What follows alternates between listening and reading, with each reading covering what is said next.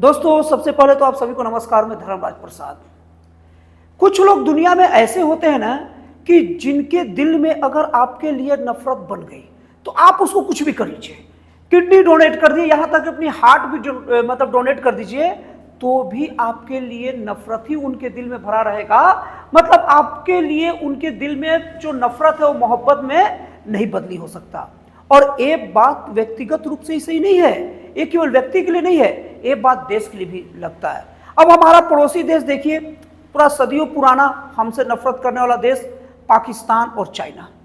उनके लिए आप कितना भी कर दो, कितना भी मतलब कितना भी दोस्ती का पैगाम दे दो, अंत में वो नफरत ही करेंगे। और उनके हाथ में खंजर मिला तो सबसे पहले टेस्टिंग भारत के ऊपर ही करेंगे। और यही नहीं, ये तो अभी अपना पुराने दुश्मन है, और अभी लेटेस्ट वाला जो दुश्मन मार्केट में आया है भारत का, वो है तुर्की और अजरबैजान। तुर्की के ऊपर जब भूकंप आया तो तुर्की को भारत ने दवा और खाना पीना हर तरीके से मानवीय सहायता मुहैया कराया।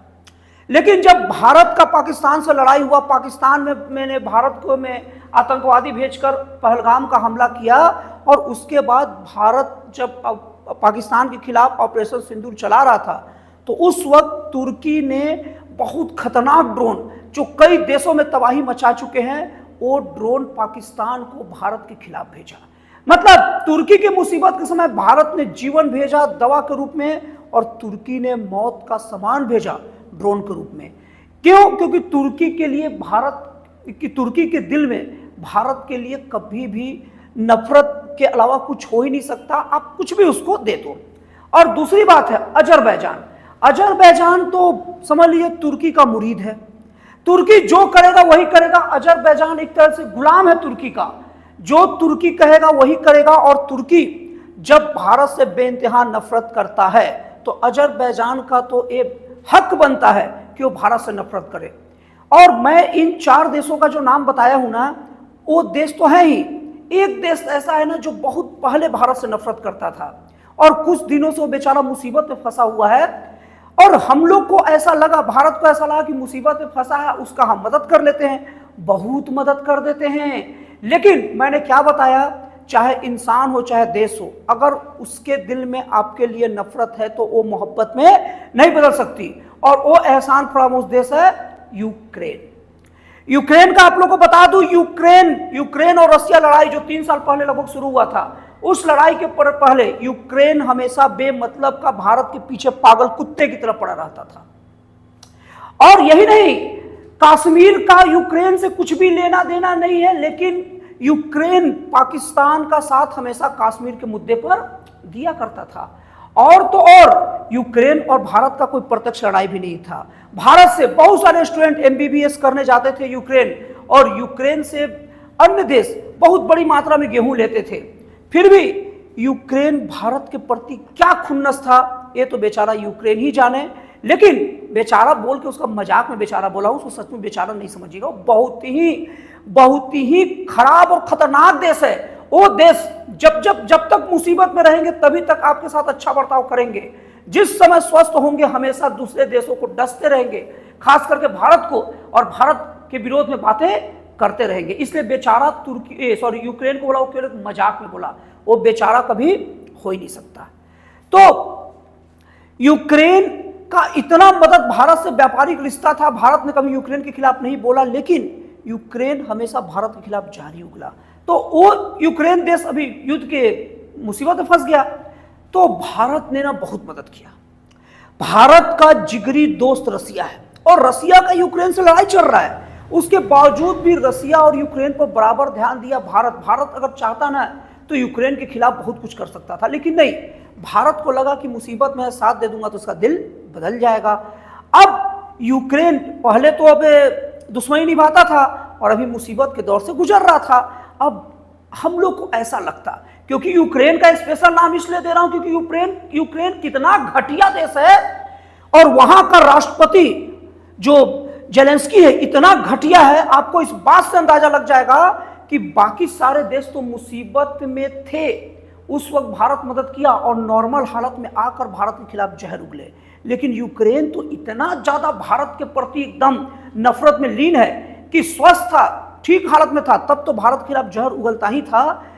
अभी थोड़ा सा यूक्रेन को राहत मिला तो यूक्रेन न चाहते हुए भी जो कई दिनों से जहर अपने दिल में भारत के खिलाफ भर के रखा था, उसका जहर दिख गया, निकल गया, छलक गया। और वो जहर क्या है आप लोगों को बताता हूं। अभी अमेरिका भारत के ऊपर 50% टैरिफ, पहला 25% टैरिफ लगाया था और 27 अगस्त 2025 से 25% एक्स्ट्रा लगाकर टोटल 50% टैरिफ लगा दिया। अब इसके बाद में भारत ने अब मजबूरी में और देशों के सामने क्या किया, अपने व्यापार को फैलाने का कोशिश किया। क्यों? क्योंकि भारत अमेरिका के भरोसे नहीं रहना चाहता, और खुल के बोलूं ना तो भारत अमेरिका का आर्थिक गुलामी कतई नहीं करना चाहता। तो भारत हर जगह भागा और अमेरिका भारत के खिलाफ, खास करके पीटर नवाजो जो है, अमेरिकी राष्ट्रपति जो डोनाल्ड ट्रंप है ना, अमेरिकी राष्ट्रपति डोनाल्ड ट्रंप का जो 50% टैरिफ के एक गुरु हैं, आप पीटर नवारो नाम याद कर लीजिए, ट्रंप का खास सलाहकार है और वही राय दिए हैं कि आप भारत को 50% टैरिफ ठोको। और ये बोलता है अमेरिका की भारत के ऊपर दंड दिया गया है कि रसिया का मदद करेगा, रसिया से तेल खरीदेगा। मैं अमेरिका को कहना चाहता हूं कि क्या ये पूरा का पूरा दुनिया का देश आपके बाप का है? आप तय करोगे? पूरे देश में डेमोक्रेसी है और हर देश अपने आप में स्वतंत्र है अपना फैसला लेने का, और भारत तो बिल्कुल स्वतंत्र है। भारत को कभी भी पाकिस्तान, यूक्रेन, तुर्की, अजरबैजान न समझा जाए कि कोई देश उसका इज्जत के साथ बेइज्जती भी कर देगा और कुछ भी चीज कर देगा और उसके साथ व्यापार करेगा। तो वो ये कहा कि हम जिससे कहें उससे तेल खरीदो और हम जिससे नहीं कहें नहीं खरीदो। क्या भारत गुलामी सहेगा? भारत ने वो गुलामी के बेड़ियों को तोड़ना चाहा और रसिया से और ज्यादा खरीदा। क्यों? क्योंकि ये भारत की संप्रभुता पर, भारत की आर्थिक आजादी के ऊपर अमेरिका का हमला था। लेकिन यहां तक तो अमेरिका और भारत का चल रहा था। चलो मान लो अमेरिका को एक तरीके से एक बात माना भी जा सकता है कि अमेरिका का व्यापारी घाटा लग रहा हो या अमेरिका का रसिया के साथ प्रतिद्वंद्वता हो, इसके लिहाज से अमेरिका भारत के ऊपर टैरिफ लगाया। लेकिन ये गलत ही है।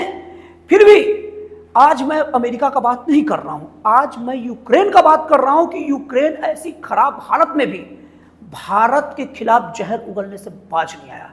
यूक्रेन एहसान फरामोश देश भारत को लेकर कहता है कि भारत के ऊपर जो 50% अमेरिकी टैरिफ था वो सही था। अभी यूक्रेन ठीक से ठीक भी नहीं हो पाया है। वो ऐसा जहरीला सांप है ना जो पूरा लहूलुहान था।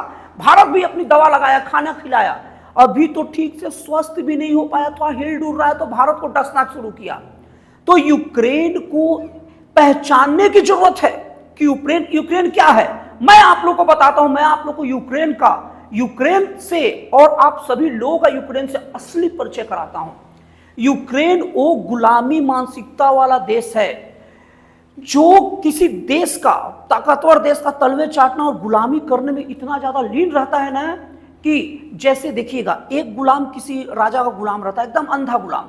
अब कोई दूसरा व्यक्ति उसका गुलामी नहीं करता है ना तो वो गुलाम और राजा के तरफ से, अरे यार तू गुलामी कैसे नहीं कर रहा है, तू बिना गुलामी किए जी कैसे नहीं रहा है, वो गुलाम दूसरे जो आदमी जो राजा का गुलामी नहीं करता वो गुलाम उसको मजबूर करता है और उसके ऊपर हमलावर रहता है। तो यूक्रेन वही गुलाम देश है जिसको भारत जैसा देश जो भी तरक्की कर रहा है और अमेरिका का गुलामी नहीं कर रहा ना, तो यूक्रेन वो गुलामी करने को मजबूर है और यूक्रेन को जलन भी हो रहा है और यूक्रेन को एक अजीब सी गुलामी के दलदल में फंसा है ना। जो देश गुलामी नहीं करेगा यूक्रेन को वो देश अकड़ू देश लगता है। अब यूक्रेन को सबसे पहले बात बता दूं क्यों गुलाम बोल रहा हूं।